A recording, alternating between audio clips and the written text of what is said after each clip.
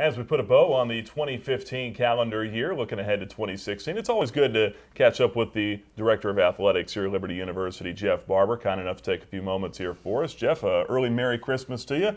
Trust that Thanksgiving was good to you and the holidays are treating you well so far. So far, so good. Battling a little cold, but nothing a little rest won't take care of. So Merry Christmas. Yeah, I think the weather's doing that to just about everyone right now. But let's kind of recap the calendar year of 2015 a little bit here. Obviously, there's some facility upgrades that are coming for the university, and some of those have already been announced, most notably the Academic Performance Center that is coming as well here very soon. Give us an idea of what's going into that and where we are right now in the construction stages. Well, we needed to move the building 3 feet further away from the track, so it slowed it down a little bit, but the completion date will still be late summer of 17. So we're good there. Again, it's going to be a beautiful new building for us that will be a building just for student athletes use, and a big weight room, big training room, big academic center, a fueling station.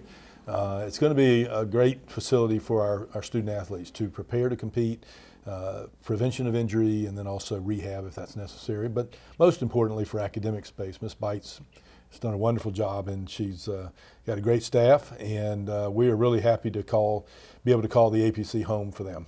Yeah, plenty of office space, study halls, as you said, fueling station as well. What other campuses did you visit, if any, to kind of get some ideas for this place? Sure. We went out and looked at Baylor. Went with Christy Bites and Mickey Garritti and Jason Porter, our head trainer. We looked at Baylor, and then we went over to Texas A&M, and then we looked at Texas. So we looked at those 4 pieces of their departments and how they integrated with the campus, how it integrated with the facilities, and just what we're getting ready to build here, Nick, is really, really special. And I think that any one of those schools would love to have what we're in the process of building. Another big facility on the horizon as well, the new indoor football practice facility that was announced towards the end of November, actually during the Coastal Carolina game officially. How important is it for a football program to have the ability to go indoors and practice? It's big. It's big for a lot of reasons. You can start with recruiting. You know, we operate under the premise that they don't care how much you know until they know how much you care. And certainly if a recruit comes on this campus and sees the stadium we're in and sees the football operations center and now that building and the new practice field, I mean, they're going to know we're very serious about football and we care about it. And so it's really big for recruiting, but also, as you said, for practice. It's just going to be an opportunity for our team to get a lot more time in and not miss so much academic space. Sometimes you have to cancel practice or delay it or whatever. So it'll be a great facility for them, and it'll help all of our teams. Most of our teams will practice and play in there and run or do something. So it'll be a tide that raises all ships. Yeah, 70-foot high clearance as well, so the punters don't have to worry about anything there. But it should be aesthetically pleasing as well, nestled right in there, right in front of the Football Operations Center, across the road from the LaHaye Ice Center. Sure, we're going to have a curved roof on it, which makes it really nice because it kind of diminishes the size of it. These things can be really big, and they are really big. And it'll have a beautiful curved roof and a lot of glass, even bands of glass in the roof that will just give it a great look at nighttime. But big plaza out in front that our fans will be able to use on game days, and we'll have a lot of opportunities to use the building.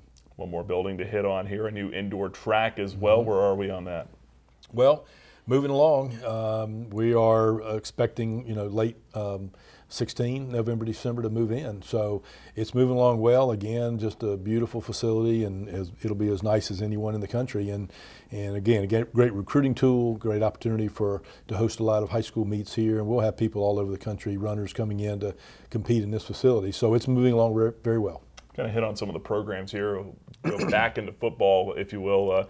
Obviously not the season that we had hoped for overall, but did finish on a high note, beating Coastal Carolina on national television, closing in the 10th straight winning record for the program. What are your thoughts on the season and moving forward? What are the expectations? Well, I would say that it was a great win. Beating Coastal was a great win. Beating Georgia State, it was a great win. Beating Montana State, but I think when you look back at the entire season, it was not a great season.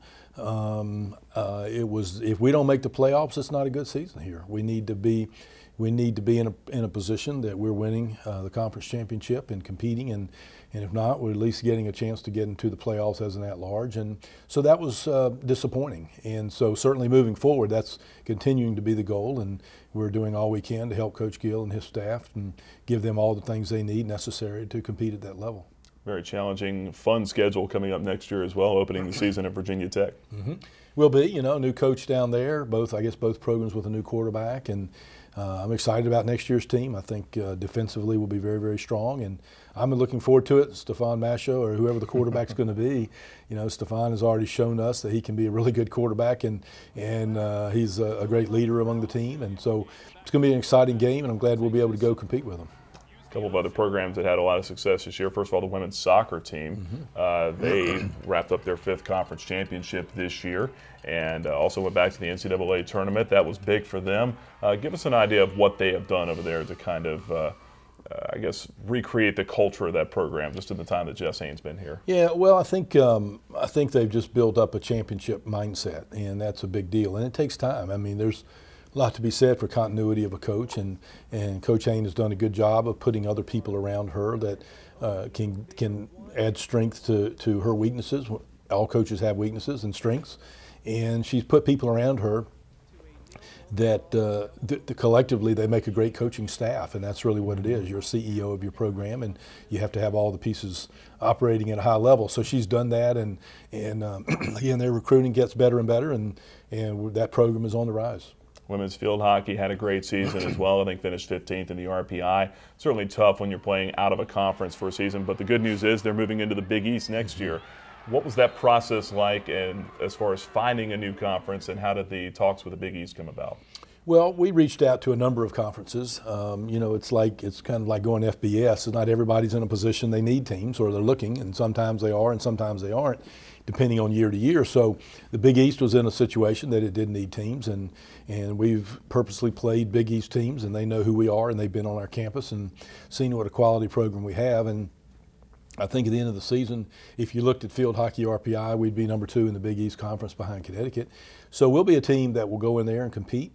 But it's a really exciting, that team is special, and they win at a really high level, and they've done it really quickly. Coach Murphy and her staff have just done an unbelievable job. So we will be a really positive member for the Big East, and they will be positive for us, and it's just real exciting to them to be able to have that kind of competition on a week-in, week-out basis.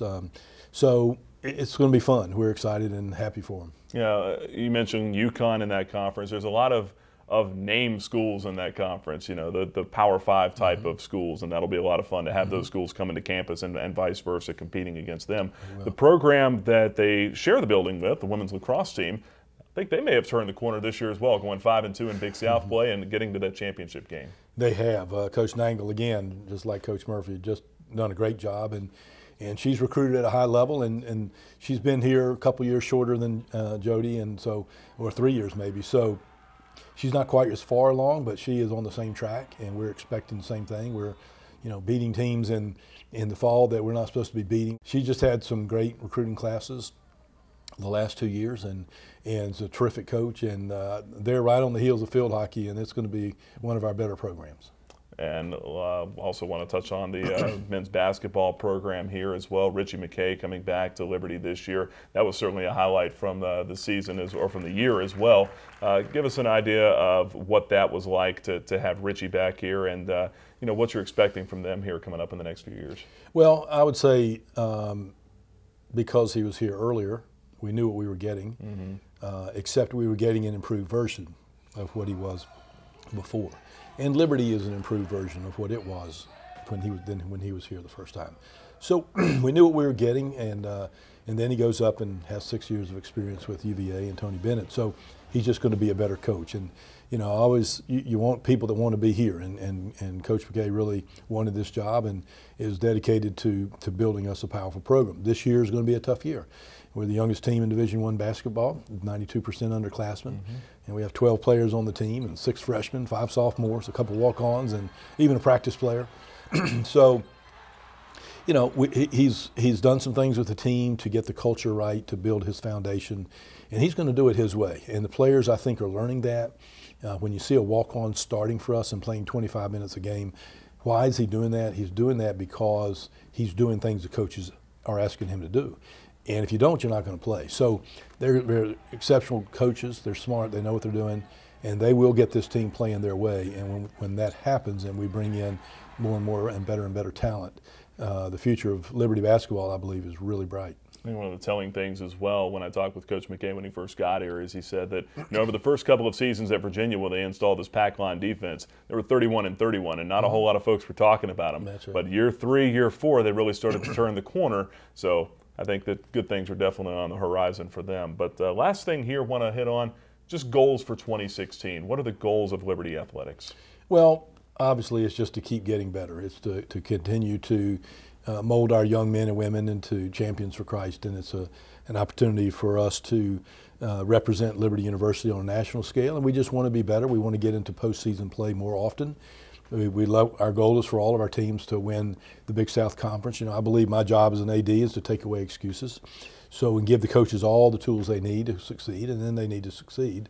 So obviously graduating our student athletes, getting in these buildings and getting some of these projects out of the way, but just competing at a high level and representing Liberty the way we should.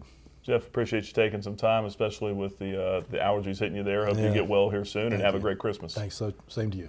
All right, that's the Director of Athletics here for Liberty University, Jeff Barber. My name is Nick Pierce for the Liberty Flame Sports Network.